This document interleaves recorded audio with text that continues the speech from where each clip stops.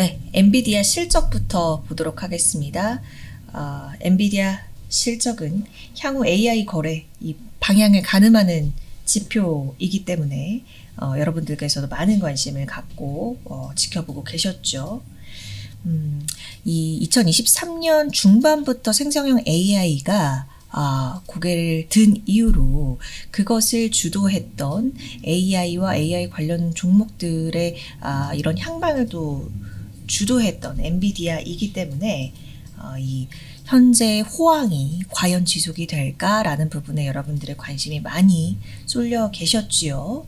일단 시장 내용부터 한마디로 평을 하자면 좋았어요. 시장 예상치도 상회를 했거든요. 그런데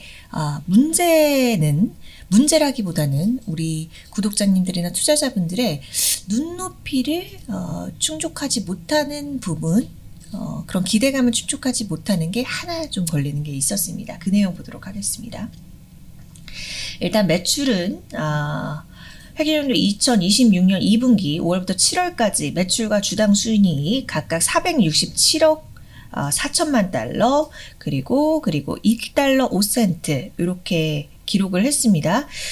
그 매출이 460억 달러 정도로 예상이 됐었거든요. 그래서 그것보다 훨씬 상회하는 수준을 내놓은 것이고 주당 순이익도 1달러 1센트 정도로 예상이 됐었으니까 이것을 상회하는 수치를 내놓은 거죠. 특히나 매출 같은 경우에는요. 전년 같은 기간과 비교해서 56%나 늘었습니다.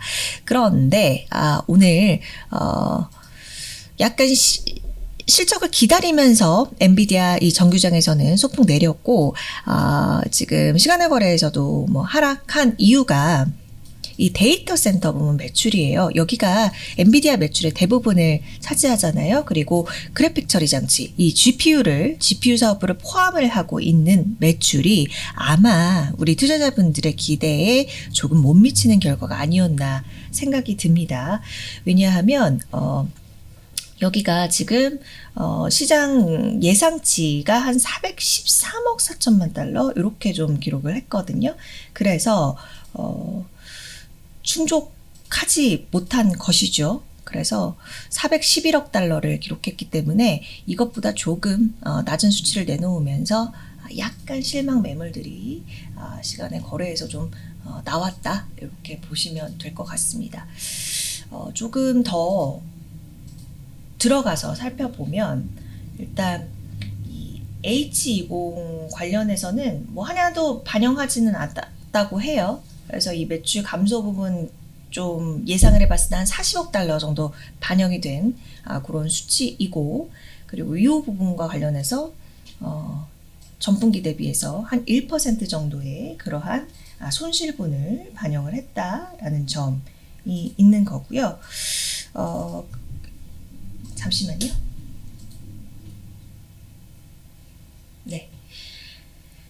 예, 우리가 이 실적치를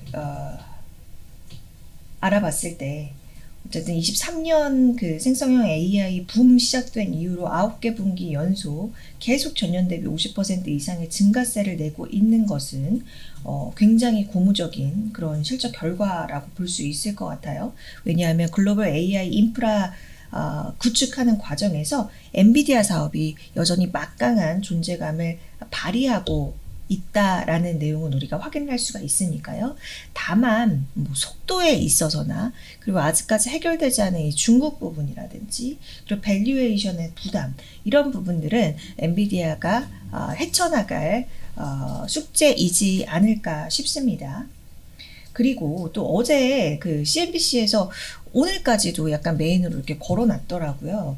그 중국 현지에서 엔비디아의 경쟁자, 도전자 이런 타이틀로 얘기를 하고 있는 캠프리콘 이거 어제 미 개장에서도 이주영 기자가 다뤘던 걸로 제가 알고 있습니다. 캠프리콘 테크놀로지 그러니까 중국 정부 AI 추진 힘입어서 흑자 전환하고 굉장히 견조한 모습을 보이고 있어서 약간 중국 시장에 대해서 엔비디아의 이런 입지 부분도 아무래도 부담으로 작용을 하면서 실적 발표 이후에 주가가 좀 하락세를 보이는데 영향을 줬다고도 분석을 해볼 수 있을 것 같아요.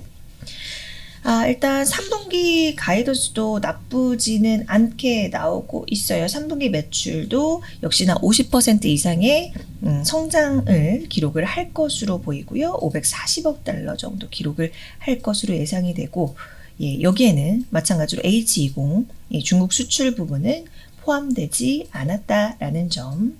예, 그렇습니다. 그리고 여러분 그 엔비디아에서 차기 AI 이후 차기 성장 부문으로 점 찍은 로봇 사업부 있죠. 이 로봇 사업부 5억 8,600만 달러 기록을 하면서요. 연간 성장률이 69%를 기록했다고 합니다. 이제 로봇 사업부가 아직까지는 엔비디아 전체 매출의 1% 정도를 차지를 하고는 있죠. 자, 엔비디아 실적 내용은 이렇게 보도록 하겠고요. 자, 그리고 두 번째는 메타를 보도록 하겠습니다. 메타는 좀 짧게 볼게요. 오늘 제가 제목을 거금 주고 데려왔는데 돈보다 중요한 게 있다?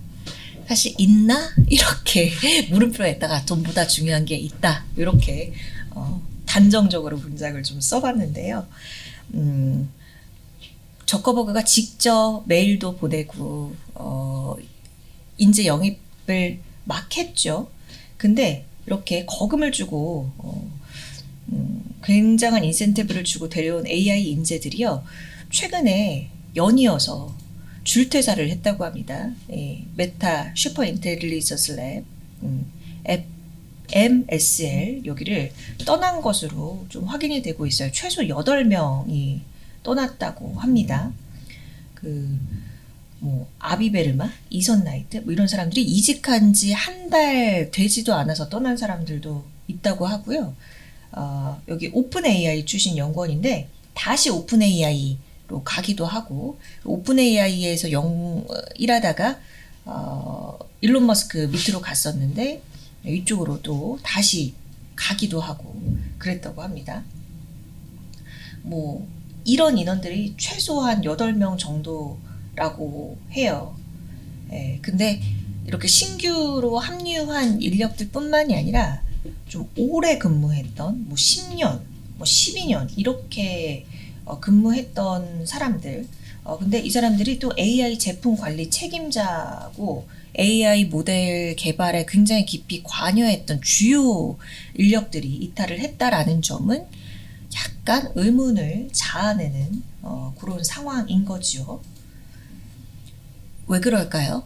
최근에 메타가 이렇게 물론 이 보상에 대한 것도 충족되는 것이 중요하지만 내부적으로 계속 시끌시끌하다는 소리는 들려오더라고요. 그리고 이 슈퍼 인텔리전스 랩으로 재편을 하면서 사업부도 4개로 나누면서 합쳤다가 떼냈다가 이런 혼란이 굉장히 가중이 되면서 내부의 불안과 불만이 많이 표출이 되고 있다라고 합니다. 그리고 이미 관료주의 약간 거기에서도 이렇게 힘을 주고 있는 사람들의 그 목소리가 어쨌든 이렇게 생기 있고 뭔가 새로운 것을 추구하고 이런 사람들한테는 조금은 갑갑하게 느껴지고 뭔가 권위적으로 느껴지고 이러한 조직 문화가 좀 문제로 좀 불거지고 있다라는 평가가 현지에서 나오고 있는 상태입니다. 자, 어떠세요? 거금 주고 데려왔는데 돈보다 중요한 게 있다. 그런 것 같죠? 이 사람들의 행보를 보면요. 여러분 어떻게 생각하십니까? 자, 다음으로는요. 알파벳 보도록 하겠습니다. 알파벳 산에 이 구글 얘기 좀 해보도록 할게요. 더 필요한데 효율적으로 돈 쓴다. 무엇이냐면 이거는 제가 이야기를 하면서도 좀 씁쓸한데 인력 구조 조정에 대한 얘기예요. 사실 AI 인프라 구축하면서 데이터 센터 짓고 등등 인프라의 투자를 늘리면서 오히려 인력에 대해서는 이 사람에 대해서는 효율적으로 쓰겠다라고 하면서 구조 조정하는 사례가 계속 또 올 초부터 더 이런 소식을 자주 제가 전해드리고 있는 것 같은데, 일단 구글에서 최근에 소규모 팀을 관리하는, 그러니까 4명에서 5명 정도를 이렇게 관리하는 소규모 팀 관리자를 3분의 1을 해고를 했다고 합니다. 순다라 피차이 CEO가 이미 앞서서 우리가 규모를 확장을 하는데 효율성을 높여야 하니까 이걸 인력만으로는 해결할 수 없다라고 하면서 이 구조조정에 대한 의지를 다시 한번 재확인한 바도 있었거든요. 이게 23년부터 스물스물하게 시작했어요. 2023년에 전체 인력 약 6%를 좀 감축을 한 바가 있고 그 이후로서도 여러 부서에서 감원을 단행을 했습니다. 작년에 이 재무책임자 새로 합류한 사람이 그 10월에 비용 절감 얘기를 하면서 조금 더 추진을 할 것이다 이렇게 이야기를 했었거든요. 그래서 직원들한테 좀 자발적인 퇴사를 요구하고 이런 게 지난해 말부터 더 가속화돼서 이렇게 올해 이제 7, 8월에도 계속 지속이 되고 있다는 내용을 들을 수 있는 상황이 된 거죠. 듣게 된 상황이 된 거죠. 네, 지금 그래서 뭐 미국 내 검색 시장이라든지 마케팅, 하드웨어, 인사팀 직원들 등등 부서 상관없이 약간 이렇게 전반적으로 조직 감원이 단행이 되고 있다는 점이 좀 특징적으로 나온 상황이고요. 자, 그리고 하나 더 보도록 할게요.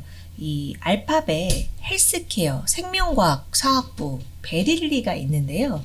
여기도 구조 조정을 하고 있답니다. 왜 그러냐면 의료기기 사업부 일부를 좀 종료를 한다. 기기 사업부를 종료를 한다는 소식이 나왔기 때문이에요. 그래서 기기 사업을 종료를 하고 인공지능 중심 전략에 보다 집중을 하겠다. 이렇게 이야기를 하면서 구조 조정 배경을 설명을 했습니다. 그래서 스마트워치라든지 뭐 망막 카메라, 혈당 센서 이런 부분을 중단을 하고 AI 중심으로 헬스케어 전략을 더 강화하겠다 라면서 이 전략을 좀 재편하는 방향으로 추진을 하고 있는 것이죠. 그래서 기존 사업부의 그 경험이 AI 기반 의료 솔루션 개발하는데 더 도움을 주겠다라는 발언을 CEO가 내놓기도 했습니다. 여기가 베릴리가 알파벳 산하 기업인데요.